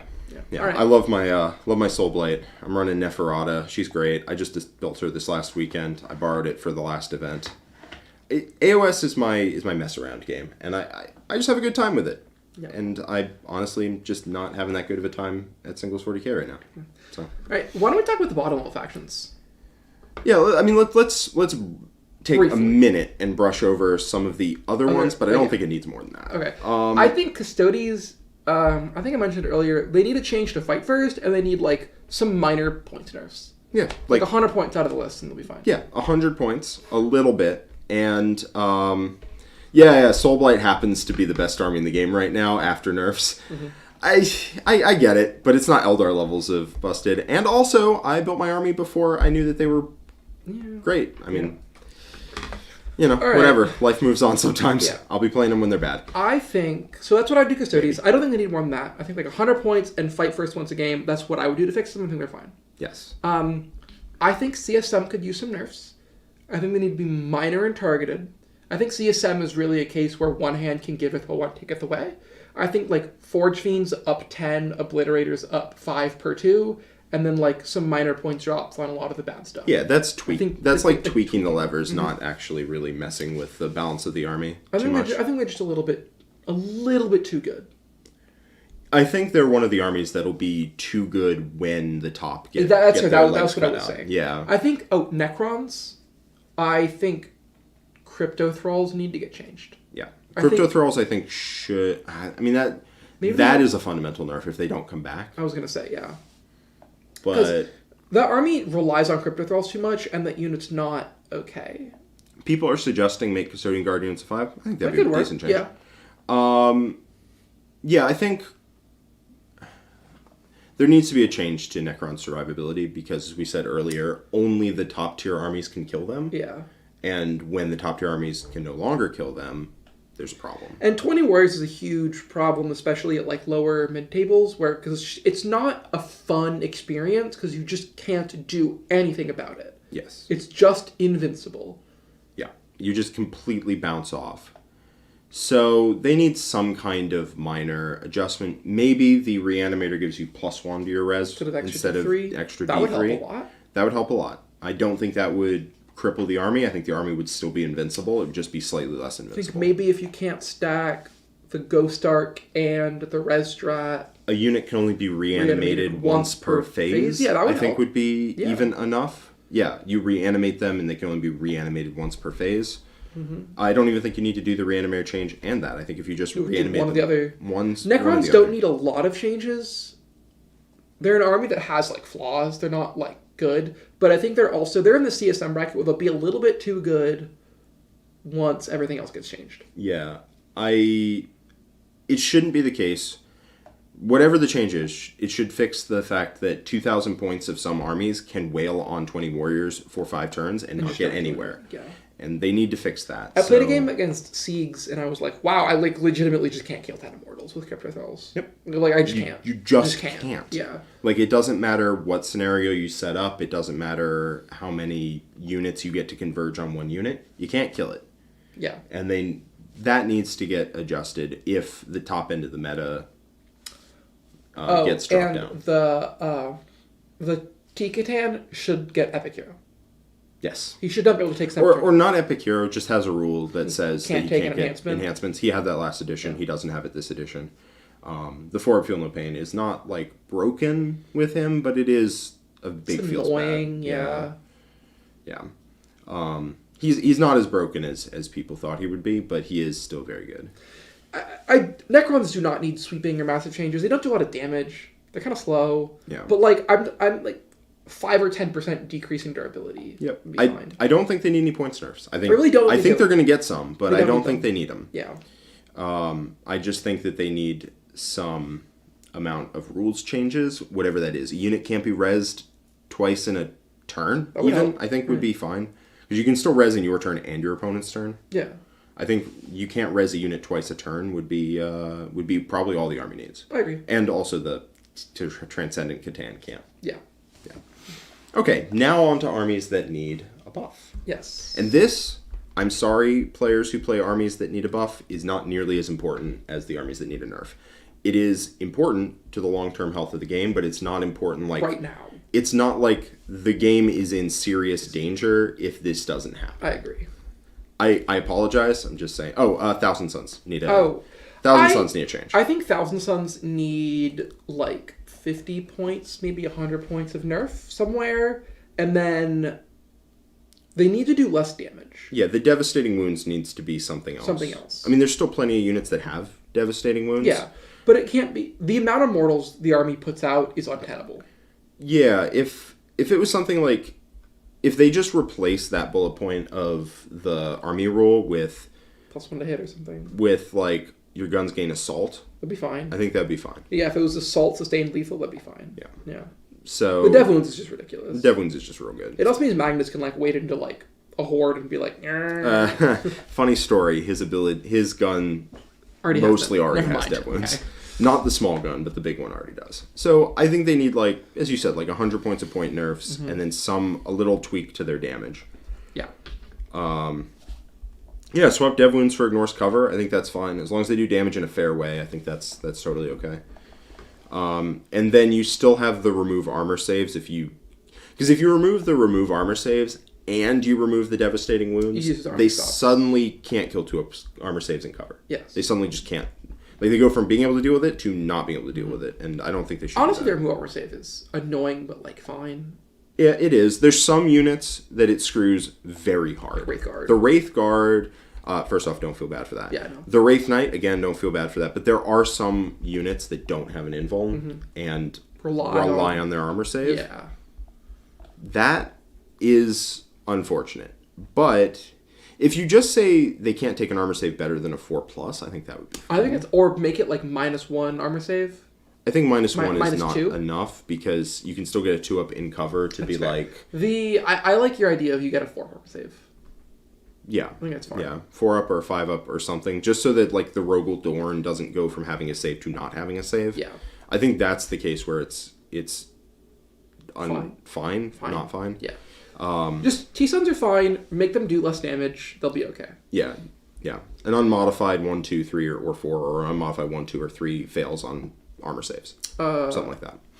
I think that would be fine because it lets the army deal with, like, Terminators without making it just, like, 9 Cabal points at Rogel Dorn explodes into mist. From, like, 5 rubrics. Yeah. Yeah. Because 5 rubrics, if the Rogel Dorn's on an objective, 5 rubrics plus an attached character could legitimately kill a Rogel Dorn from full to dead. If it has no armor save, yeah. If it has no armor save. Yeah. Yeah. Akil, anyway. What if Kindred Sorcery was like Space Marine Doctrines? I actually like that quite a bit. Like, you get dev wounds once, lethal hits once, sustained hits once. That would also be fine. That would help, yeah. Yeah, that'd be fine too. All right, let's talk about armies that need a buff. Yes. So I don't want to do an exhaustive list. So why don't we just say, if Votann, Admech, Death Guard. Yes. And they're, keeping in mind, there are a lot of factions that need changes, but are approaching or within more or less the acceptable win bracket. There's a lot of factions that are perhaps they're slightly too good, Orcs or Imperial Knights, or they're probably too bad, Sisters and Drukhari. Yeah. But like I don't want to be here all day. Right? If you kneecap the top armies, the win win rates will go up. Yes. For other armies. So what are the armies that feel like they are just useless? So hold on, before I say this, one thing else. I think there's a lot of armies that like could just gain 100 points and be fine. Yeah, just like stuff goes down. 150, 100 extra points, totally good. Yeah. I think the 3 armies that are very firmly in the this army just doesn't do anything bucket is Admech, Death Guard, and Votann. Yeah. Yeah. Sisters also have a real problem doing things. Why don't we add Sisters in there too? Yeah. Okay. I don't really know the Sisters army that well. I think they just need to do more damage is their thing. Because like John was complaining, he was like the only good anti-tank weapon is the melta gun, or the multi-melta, or the hunter killer missile. Yep. Mm-hmm. I think their melta guns need to go up strength. I saw somewhere in here that, or they just need to reroll wounds against vehicles or something, which I think is kind of stupid. Yeah. I hate needing to roll 5s, but getting rerolls and being or they just get +1 to wound against monsters and vehicles or something. Yeah. I don't know. Bloody Rose needs to like be a buff that just applies to all units, the +1 attack, +1 AP, because their Sisters melee units suck. What do we take? Let's talk about Sisters right now. Yeah, there we go. There we go. Look, it's a slideshow. I think Sisters need to be like slower, slightly more durable Eldar. With the dice? No, I just mean like it's kind of how they play, right? They're both T3 armies with dice. I think the biggest thing Sisters need to do, they just need to hit harder, right? Yeah. Like, I like Sisters when like you were like Zephyr and Pension were like scary units. Yeah. They are not really, no. Yeah. Yeah. Repentia's stat line is like the worst. Embarrassing. The worst hero to 0 I've ever seen for Wolfen. One of the worst. Yes. No, Wolfen is a... Yeah. Repentia, oh boy, they just... The copium that Nick was huffing on the stream when he was maybe it's a typo. I'm so sorry, Nicky. Why is the Wolfen hammer a chainsword? Please. It's +1 strength chainsword, actually. Sure, okay. I think you'll find. Okay. I don't know. Sisters just need to do... They're unfortunately, like, the way you fix Sisters has to be, like... They need to do more. Right? Like, their stats just need to be better. Mm-hmm. Mm-hmm. Yeah, their offensive stats are very lackluster, and I think that just needs to get a tune-up. Right, they just need to do, like, more damage across the board, and they're probably fine. Yeah, I don't think they're an army that needs to get too much cheaper. No. But I think that... Like, I don't want them to be orcs, right? Where it's a whole bunch of useless idiots running around the board, but it's too many useless idiots for you to deal with. Yeah, they shouldn't be that. They should be... But, like, I don't know, like, I think, like, a lot of their weapons should be changed from multi-melta to Adeptus Sororitas multi-melta, +2 strength. Yeah. Or +1 to wound monsters and vehicles or something. Yeah. I think also, like, if you made it, like, I don't know, Visions of Glory, at the start of the game, pick 3 or 4 of your units and they count as always being below half strength. Something. Yeah. Right. I also think having fragile units, right, toughness 3 with a 3-up armor save that can't go to a 2-up and cover anymore. Yeah. Having fragile units with we gain a buff if we're injured. It makes no sense. Is kind of missing the point a little bit because that's not how things interact with sisters. Things don't wing sisters. No. Things kill sisters. Kill sisters. It's the reason, we can talk about it later, about how Death Guard have -1 toughness and lethal hits as buffs that are, like, counterintuitive to each other. Yeah, yeah. So I think they just need to do more damage, like stock. Yeah. I think their Meltaguns need to have just an army rule that says Meltagun, like their Melta weapons get +1 to wound monsters and vehicles. Yeah, that would and help. Their melee weapons need +1 strength, +1 AP, attack. or +1 AP, +1 attack. Yeah. On like all on of the them. charge or something. Yeah, sure, yeah, on the charge. Like basically, sisters just need to do more damage and they'd be fine. Yeah, that's what I would do. Yeah, yeah. You can walk right up to sisters and sisters are like, "Damn, you figured us out." Yeah, I played John and I like ran 6 Thunderwolves at him to like slow him down for a turn, and then he like dogpiled his whole army at me and killed 4, and I was like, okay, and then like the remaining Thunderwolves like killed his army. Yeah, yeah. All right, so I think that is what sisters need. Again, we're not going to advocate for Eldar level nerfs, but in reverse for these armies because. That'd be dangerous. That would be dangerous, and also, it's just not as needed. I am more in favor of dramatic nerfs and slow buffs. Yeah. Right. Yeah. Significant buffs. Like all the bad armies should get a significant buff, and then in 3 months evaluate, and if they're still bad, they should get another buff, right? Like. Yeah. Wrath has a $2 super chat. Says Melter should be +2 strength at half instead of +2 damage. I like that. It would take them to strength 11. I still think you want +2 damage. Yeah, I don't know. I think they should be +2 strength, +2 damage. Sisters specifically, Meltaguns. Yeah, or you say at half range you get +2 damage, +1 to wound. I think would be a good change. That would be good, yeah. I don't know. Sisters, they just need more damage, and they'll be fine. Yeah. Okay, why don't we move on to Death Guard? Or at least they'll be at a point where you can play you the can play game. them, yeah. Whee. Let's find the Death Guard. Death Guard. Death Guard. Stinky boys. Okay, right? Stinky boys. They don't do anything. They are a slow, non-durable, expensive army that does not do damage and has no tricks. So we kind of covered this earlier. Mm-hmm. Adding debuffs onto your opponent would be a super cool way to do this. I think if they'd have, like, if Contagion range becomes -1 toughness and a significant debuff, I'd like that a lot. Yeah, I mean, you were talking about, like, what if you could build your own Contagion? I think that would be awesome. Yeah. And tailor it for your opponents, stuff like that. I think that'd be sweet. Alternatively, they need to become actually durable. They do. I honestly think that would solve the problem, too. This is a faction that you could legitimately slap -1 damage on army-wide, and it wouldn't even be that impressive. Yep. Like put the 5-up Feel No Pain back. Yeah, they had it, like, 2 editions ago. Yeah. Like, Death Guard lost a defensive ability and gained nothing else. I think if you... Legitimately, you just change nothing about the army, but you give it a 5-up Feel No Pain across the board. On every single unit. On every single unit, I don't think the army would break 50%, but I think it would be a lot better. Yeah. A lot better. Honestly, that is I think my cleanest change to them. Would just be, give them all a 5-up Feel No Pain, and we'll move on from there. Yeah, I mean, it would make all your units that are, like, kind of annoying to kill, like, legitimately durable. Yeah. It means you don't, like, sneeze them and they die. Yes.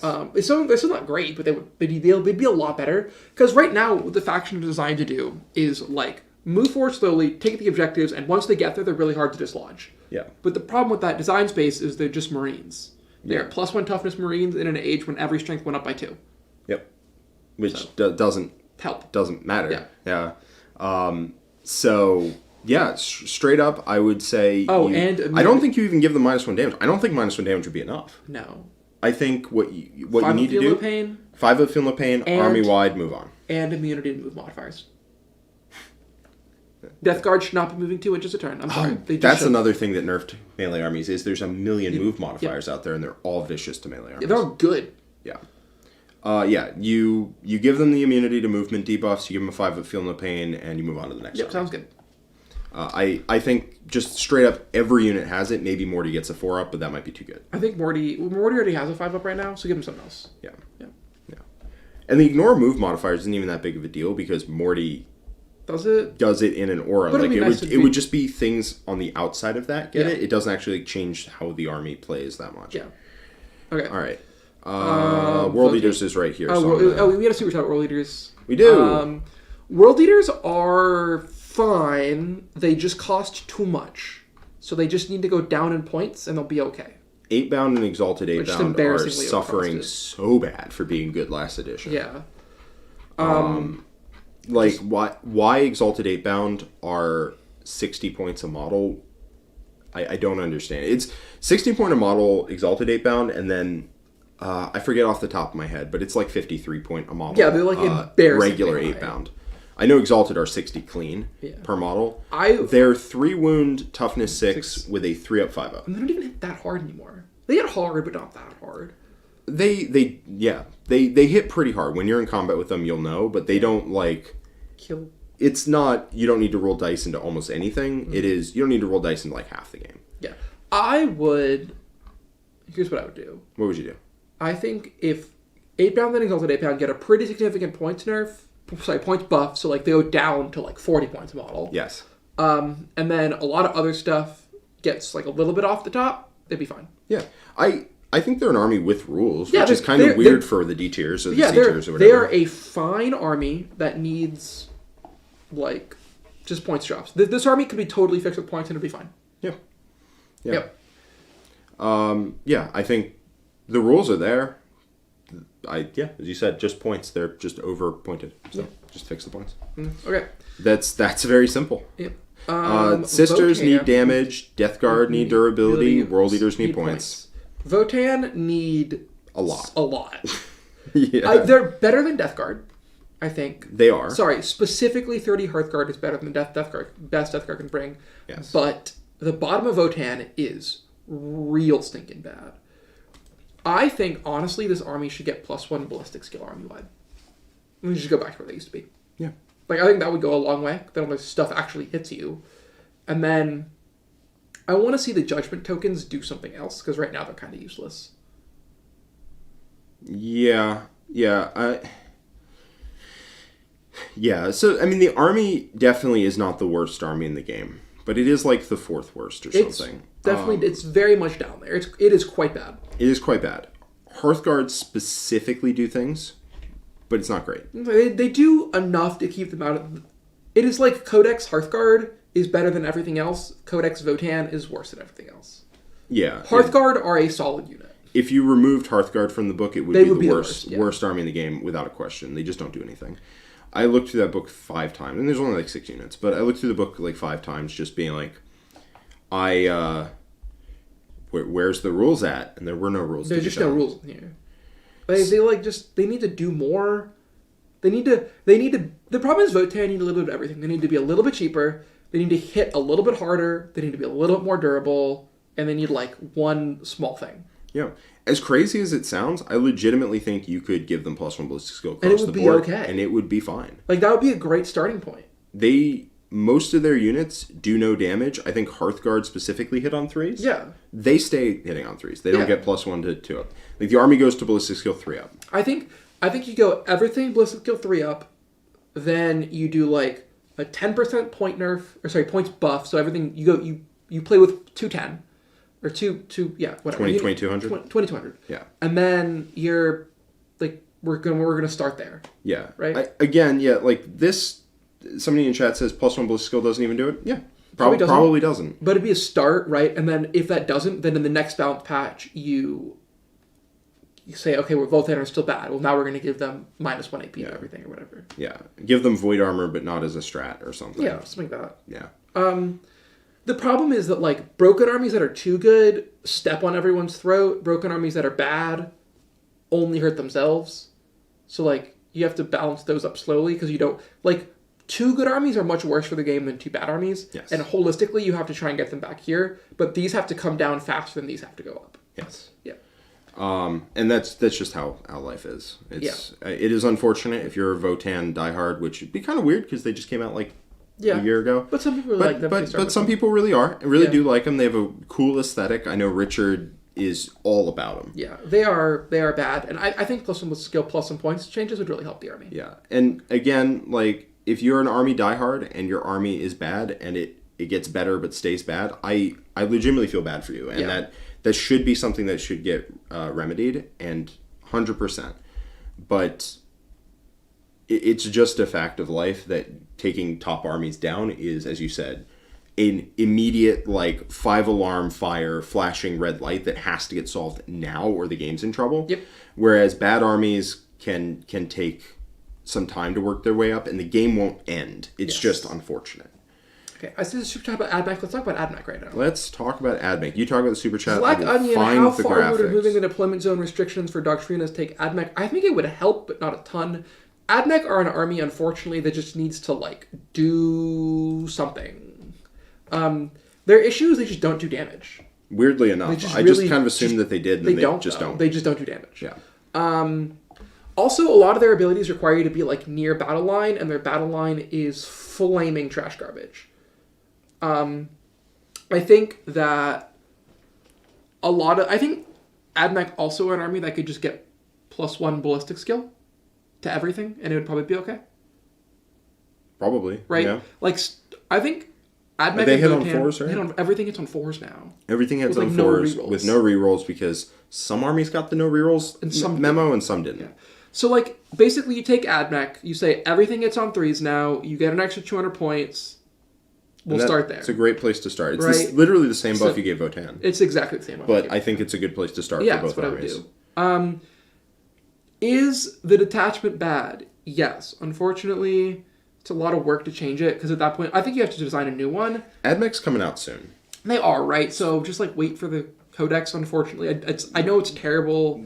Well, like, the solution to a bad detachment is wait for 5 more to come out, I think. So that's what I would do. I would fix AdMech and Votann the exact same. I would say you get an extra 200 points, and you're a Ballistic Skill 3 army now. Yeah. I think that help a lot. The Ballistic Skill 3 stuff does not go to Ballistic Skill 2. No, but you are a Ballistic Skill 3 army now. I think it'd be great. Yeah.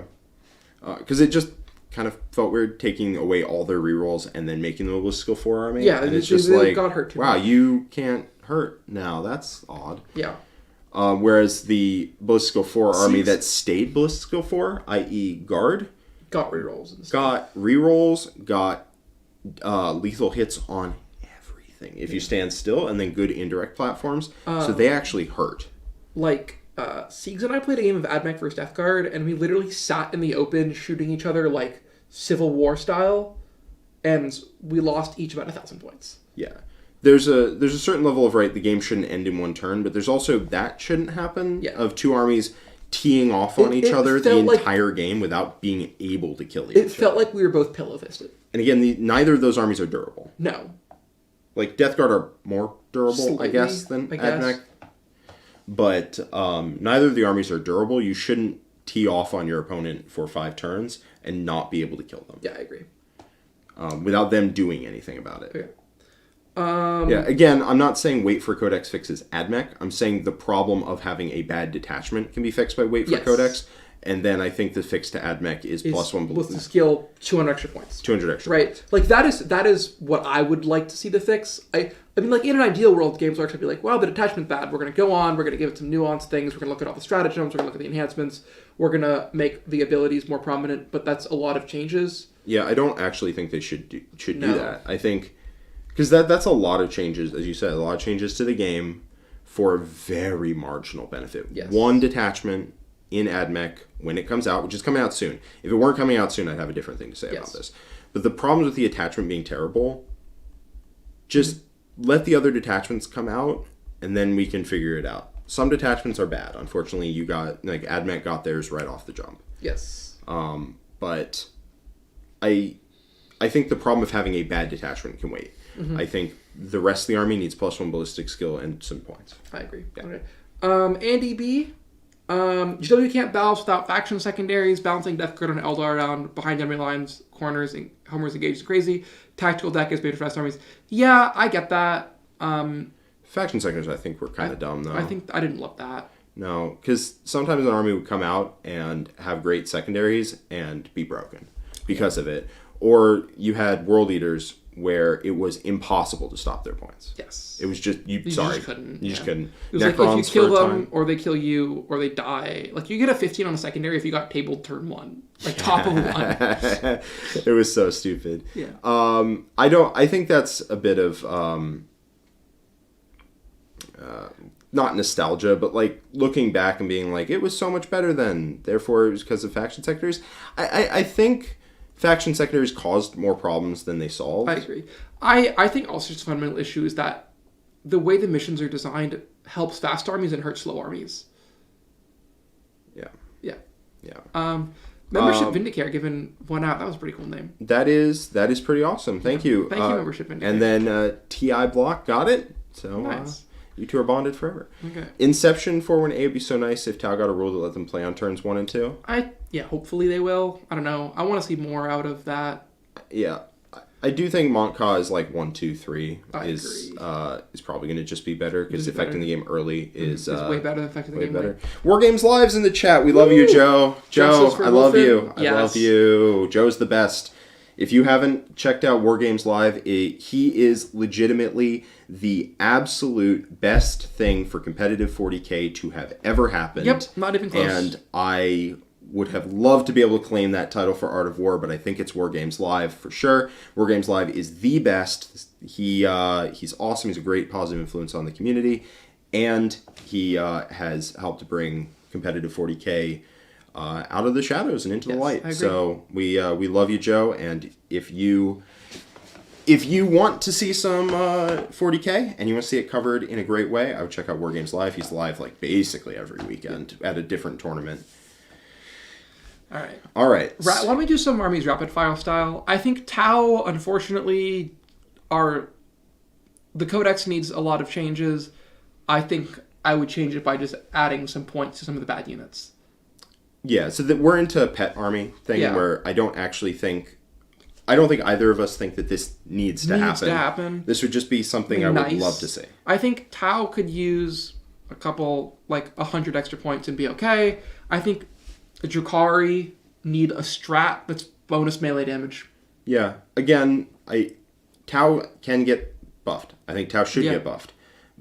But I think you put out the fires that are on fire before you get to the smoldering Elbers, Yeah. Like, I think Tau would be a problem army in a lot of other game states, but I think the index is actually okay. It's not awesome, but it's okay. Like, it is significantly better than, like, Death Guard Votann Admech. Yes. Sisters. And the goal of this is not to make all armies 50%. That would be awesome. But it is not. It is to put out fires that are consuming the game. Right. So basically, what we want is to get every army below 58 and above, like, 42. Right? Yes. In that... And then the next one will hopefully address things like Tau or CSM or... Yes. Right. I just want to put that out there right now. People being like, Death Guard with a 5-up, Feel No Pain won't win games. It's like, yes, it will not solve the game, but it will help save the game. Yes. It's not like, this is the one buff you're going to get, or this is the one nerf you're going to get. Hopefully that the balance becomes a ongoing, every 3 or so months, we get some kind of update, and they become increasingly minor. Yeah. All right, so we're in pet projects land of things that don't need a change right now, but just bug us personally. I just want to see, Yes. Big thing for me, I want to see Drukhari do combat damage. Yep. They just don't right now. They absolutely don't. Yeah. This is not remotely important to change right now, but Black Templars, I hate that I only pick the durability buff, and I don't pick any of the others, and they're essentially a fancy strat. I hate that Space Wolf's attachment's terrible. I don't think that terrible. needs to change right away, but it's annoying to me. I want to see the Space Wolf attachment become something else, where you pick an ability to start. I want to see a lot of the units that got the Wolfenhammer treatment to go back to being a relevant unit. Yes, Joe was in the chat saying fix Wolfen. Absolutely, give them Thunderhammer stats. Why? Just literally delete the Wolfenhammer, replace it point for point with a Thunderhammer or the Deathwatch hammer. Yes. Yeah. Grey Knights, I think, should go down a little bit in points. Terminators should, Paladins should, and also all of them should go down a little bit, which should just let you fit in another couple units. Yeah. Like, that army is a finely tuned machine at 5 units, the one that I played, put up a lot of content in the War Room about it. But I think it's a very finely tuned machine at 5 units. Falls but apart quickly. It can, and it requires you to be perfect. Yeah. And it requires things to not, like, swing against you. And it's still a fine army, but please, just let it have a couple more units. Let it have 2 strike squads or something on top of that. I think that would be totally fine. And also, 1 per 5 gets a hammer, and the hammer does a thing. Yep. Something. I don't know. Something that does a little more damage, please. I want to see Sanguinary Guard go down in points cost. Yeah, that would be my number one change. Make them 30 points a model again. Be please. fine. They're not spammable, because to get the most benefit out of them, your Warlord has to be in the unit. Yeah, what else would I rapid fire change? Space Wolves, you mentioned. Space Wolves, mentioned Drukhari. I'm going to open up the app. Orcs need to have some way of dealing with 2-up armor saves with Armor of Contempt. Orcs need more AP sometimes. I would be willing to take a bit of a nerf on Orcs if we could get a buff in the damage department. Yes. Please. Someone's asking, how do I feel about Sons of Sanguinius? I think Sons of Sanguinius is too fair to be good right now. I agree. I think in the future... They don't actually need to change, though. They don't need to change. I think Sons of Sanguinius is the perfect place that 40k detachment should be. A lot of them are But it's too fair. Fine, right? The problem is that everything is broken around them. A lot of the B tier stuff doesn't... if we're not mentioning something now or haven't mentioned it, we just don't think it needs to be changed. We think it's perfect as it is. Yeah. Or maybe there's some minor small minor stuff that doesn't matter right now. But yeah, the Sons of Sanguinius detachment, I think, just doesn't have any answers for the things that are broken in the game. Yeah. And that's why it's going to be tough to win with it. Yes. To win events with it. To win games with it, sure. But if you're playing into Eldar, obviously you're cooked. If you're playing GSC, you're obviously cooked. You just don't have answers to their broken stuff. I think it's a little too fair. Mm-hmm. Anything else? Any closing thoughts? I really hope this is going to be good. But I'm very optimistic. I am optimistic. GW knows there's a problem. They have... seeing a Warhammer community post come out and say there will be a balance patch on this particular day... Very nice. It's a very good sign that they... are taking it seriously. They take it seriously. They look at the game. There is a problem with the game. And they're taking it seriously. And they can... I have full faith that they will solve this problem. Yeah. Will they solve it exactly how we laid out? No. Almost certainly not. Definitely not. They might... It is very likely that the great minds at HW and us have some similar thoughts and they end up in a similar place. But I would be surprised. I think they're going to solve the problem in a unique way. Because everyone will. If we got John and Richard on here instead of us, we would probably see the same analysis of the problem, but the solutions would be different. Slightly different. Yeah. I have full faith that they will fix it. Mm-hmm. I have full faith that 10th edition will be a good, fun game to play casually and at tournaments. The B tier of 10th edition is a really fun game. Yes. The tactical deck is legitimately very fun. I feel very confident for the future. Yeah. Because Games Workshop will solve this. Yes. They are taking it seriously. They understand the problem. I understand there was the, strong but not dominant or whatever meme going around. I don't think there's any thought of that now. No. So I have full faith and confidence that we will get a balance patch that will solve problems. Mm-hmm. Will it solve it the same way as us? Probably not. Will it go harder than us on some things and less hard on others? Probably. Probably. But I do think that the current state of the game will not continue. I agree. And I think that's great. Mm-hmm. So. The GOV? I don't think we missed any. Okay. GOV, $5 super chat. I know Chaos Knights are fine, but sure, it'd be nice to have some army rules. Yeah, a lot of field factions feel that way. Yeah, I think absolutely they do need a change, but I think this is unfortunately, I think it's in a 3 months sort of deal, rather than right now sort of deal. Mm-hmm. Siege Roots, $5 super chat. In terms of game balancing, do you feel a good balanced state for the meta is every army has something OP, or all factions are barely scraping by? I think every faction should be fine, somewhere in that middle. Yeah, right? I don't think that it's either of those. No, I think it's in the middle. I think every faction should have cool, not broken abilities. Yeah. I do like the balancing of every army does something broken, but everything does something broken. But that's so knife's edge. Yeah, it is. That it's very easy for something to be broken, and then all of a sudden you're like, oops. Yep. Or, every army does something broken, but some people's broken is not actually broken, and some people's broken is broken. Yeah. I like the idea that everyone has the same kind of in that same nothing super crazy, nothing super bad. Everything's kind of the same. Yeah. I do think 40k is cool because everyone has different abilities, right? We're not playing the same army with like a different paint scheme. Yes, yes. AOS kind of has the thing where everybody does broken stuff. But no one's broken. Yeah. But units suck in AOS. Like, units, it's great. Like, units don't do damage in AOS very well. I mean, some do. You can get units to do damage. I know that there's a whole thing. But, like, base level units don't. If you just take a unit and you slam them together without context, they don't really do that much damage. But the rules in AOS are gross. It's kind of always been the case, especially in 9th edition, where AOS couldn't handle 40k units. And 40k couldn't handle AOS rules. Yes. So, yeah, I would rather everything be OP than all the factions barely scraping by, but I think somewhere in the middle is better. Okay. Yeah. Again, Chaos Knights is not in a good spot. Their army build is purely Little Knights. But they're functional. Partly that's because the army design.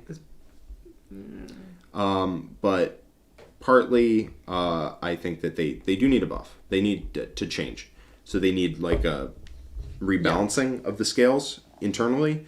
But I don't think that's a priority right now. I think that's like, unfortunately, perfect world, I think they do get a change right now. Yeah. But I just don't think that's a relevant priority when the game is at the current state. Yep.